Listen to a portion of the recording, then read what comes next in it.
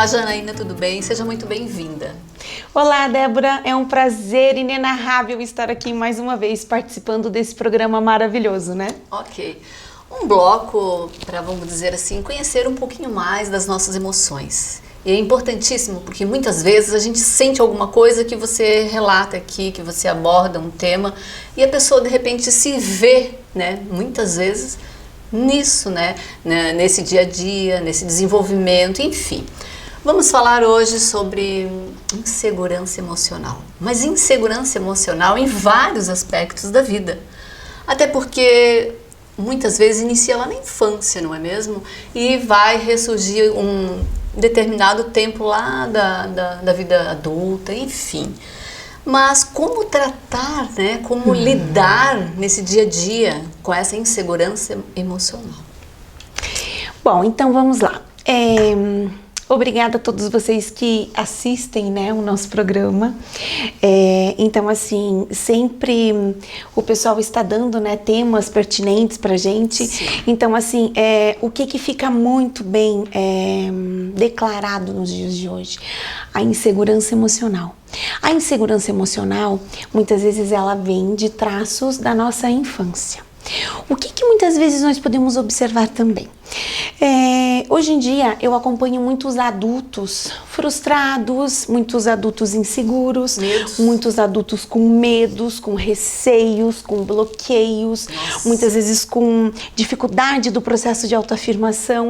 Isso é em relacionamento, no trabalho, no dia a dia, com relação à somatização de muitos conflitos, com relação à tomada de decisões, né? E essas tomadas de decisões, isso às vezes, Débora, é por uma simples escolha de roupa. Nossa. E até uma tomada de decisão de uma escola de um filho, Sim. No fechamento de um negócio, e principalmente também se vai enfrentar um relacionamento, né? Muitos passam por relacionamentos abusivos, muitos passam por muitas dificuldades com relação ao trabalho, com relação ao posicionamento da fala, do processo de se autoafirmar. E então, durante esses 14 anos, eu trabalho sempre muito com a psicoterapia breve, né? O que é psicoterapia breve? Muitas vezes a gente já identifica que esse é um dos sintomas principais, né? Que a insegurança, ela também está muito entrelaçada com relação à ansiedade. Então, assim, onde arruma essa gama de sentimentos e pode desencadear um medo, né? O nervosismo vem junto? O nervosismo vem junto. Olha. Então, assim, é uma gama que nós chamamos de sintomatologia comportamental, certo. Tá?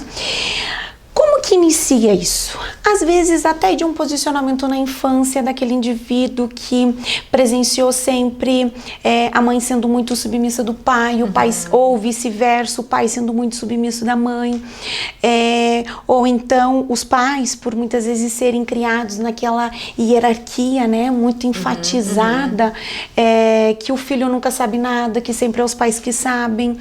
É uma cultura também, não uma é? cultura entrelaçada. Fica enraizado e dentro desse suporte, muitas vezes nós somatizamos a sintomatologia comportamental. O que é isso? Os sintomas que o nosso corpo transfere, né? Porque ele somatiza aquela vivência. Sim. E essa transferência o nosso corpo somatiza, que nós chamamos de somatização, né? E como se diz, o corpo fala? O corpo fala. E como o corpo fala, muitas vezes essa pessoa ela só vai se dar conta quando ela se limitar na vida, quando o medo começar a limitar a pessoa, tá? Então, assim, quando é uma insegurança básica, muitos indivíduos, eles ainda fingem estar felizes e fingem passar por cima de tudo isso, mas a partir do momento que compromete o seu dia a dia, compromete as suas escolhas, traz sintomas, né? Tipo, alguns já entram na realidade do posicionamento do medo, que pode desencadear até náusea, pode desencadear até um tipo de uma palpitação, né? Uma descrença de si mesmo. E principalmente o fator principal desencadeante é a baixa autoestima. Tá? Isso também se dá com relação às vezes na pequena infância, que às vezes os pais eles nem se tocam. Tipo um exemplo, mãe, posso dormir lá na casa da minha amiga? Filha, Será que você consegue dormir na casa da sua amiga? É dormir a noite toda, hein? Será que você consegue? Eu não vou te buscar de noite. Já coloca uma reação. Então, assim, né? Criança, é a fala lá. É. Então, aquela criança, ela já vai incutindo o quê? Ou eu não vou conseguir. Ou vai ser difícil, ou eu vou chamar. E diante dessa situação, inconscientemente, sem ela se perceber, antes de ela enfrentar algum posicionamento, ela vai lembrando daqueles sentimentos, né? Não, deixa, filha, deixa que teu irmão faz porque ele é homem. Um exemplo. E a mulher, ela já vai crescendo, né? E quando é ao contrário, quando não tem, muitas vezes, características de criação, mas muitas vezes porque aquela pessoa passou por um fato muito traumático, não durante a infância, mas durante a fase adulta mesmo, ou fez alguma escolha que ela achou que foi errado, ou ela teve alguma amiga que era muito líder, que era muito chegando, você entendeu? Sempre há um método comparativo, a pessoa líder, se a pessoa do lado ser insegura, a pessoa vai se inferiorizar sozinha, somente com o método comparativo. E aquilo, sem se perceber, já vai denegrindo a própria imagem dela, né? E nós podemos observar que a insegurança, ela nos permeia em todas as etapas. Então, sempre quando você de casa, que está nos assistindo, que muitas vezes tem métodos comparativos, que sempre um exemplo, eu não sei se eu vou conseguir enfrentar a minha carga horária de trabalho. Sempre quando for situações novas, que muitas vezes englobem comportamentos relacionados à própria individualidade e te causem medo, mas um medo não de medo de uma situação gostosa. Aqueles sintomas de asinhas de borboleta dentro da barriga, né? Aquilo ali faz parte, é um medo gostoso, né? É errado também quando nós não sentimos medo de nada. Mas a partir do momento que o sintoma de medo está além, e muitas vezes você se impossibilita e sofre por não conseguir, isso é insegurança. Né? A insegurança é aquele sentimento de incapacidade que o indivíduo sente de tomar pequenas atitudes para chegar ao posicionamento ou à escolha de um sonho. Né? E é isso que vai regenerando e denegrindo a imagem do ser humano. Então, você que está aí, que muitas vezes sentiu, né, sintomas parecidos disso que nós estamos descrevendo, qual que é os métodos que muitas vezes a gente utiliza para reduzir a insegurança? A partir de hoje, nunca se compare. É erradíssimo o método comparativo, né? Quando eu posso me comparar até com coisas boas, mas é totalmente errado o método comparativo. Nunca somatize. Sempre tem um problema, tenta trabalhar aquele problema de uma forma que tenha início, meio e fim, para que ele não fique com resultado negativo, senão o teu corpo vai somatizar. E essa somatização, muitas vezes, ela gera insegurança, né? Que é a ansiedade que vai ficar ali, que vai dar informação para o cérebro, que vai gerar para o corpo de alguma informação que algo não foi concluído. Tá? Outro aspecto também bastante relevante, saia mais, tenha mais contato com a natureza, se autoafirme. Escreva sobre seus sentimentos.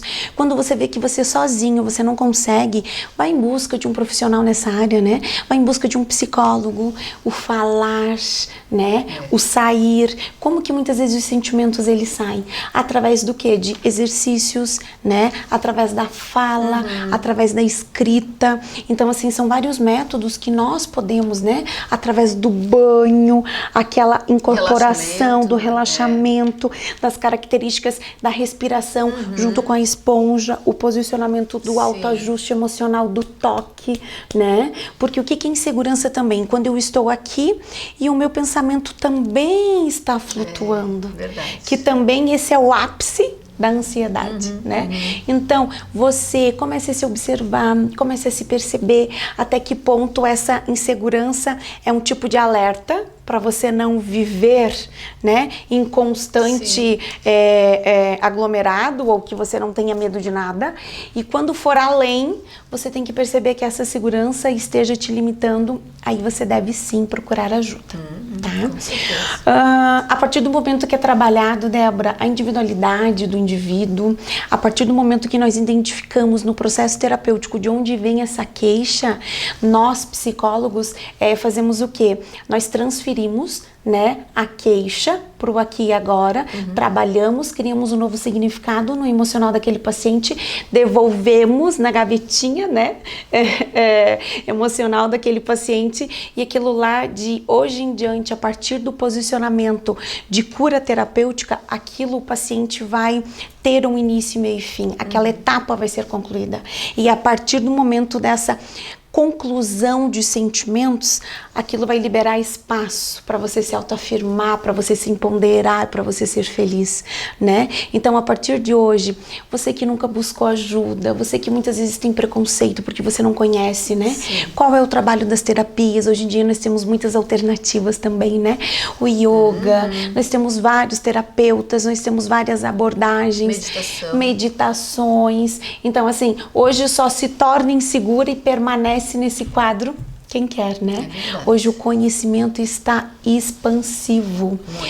E diante de tudo, sempre, você sempre, Débora, vai ter dois posicionamentos, que é o reclamar da vida, das situações. O que é o reclamar? É clamar. É ficar clamando, é retroceder a clamação. Então a palavra reclamar significa você ficar clamando das impurezas do dia a dia. É um retrocesso. Significa um retrocesso de retroceder clamando. Então, primeiro passo, não reclame. Segundo passo que vai dar um up na sua vida, o que significa o agradecer? A graça descer, agradecer, sempre, né? Gratidão, a graça descer, comece a trazer para você a gratidão, comece a agradecer por um simples olhar, por um simples sol, por uma simples respiração, né? A partir do momento que eu contemplo, a partir do momento que eu aceito e eu agradeço, as coisas começam a se sobressair na minha vida. Com certeza. E quando isso tem um posicionamento positivo, tudo se eleva. Tá? Então você que está em casa, comece a agradecer, comece a fazer as coisas e comece a criar um ressignificado. Com certeza. Tá bom? Obrigada por este momento, valeu. Eu que agradeço e vamos ter outras oportunidades, né? Para que sejam temas bastante pertinentes. É verdade. Um grande beijo e muita segurança para vocês de casa. Até mais. Tchau, tchau.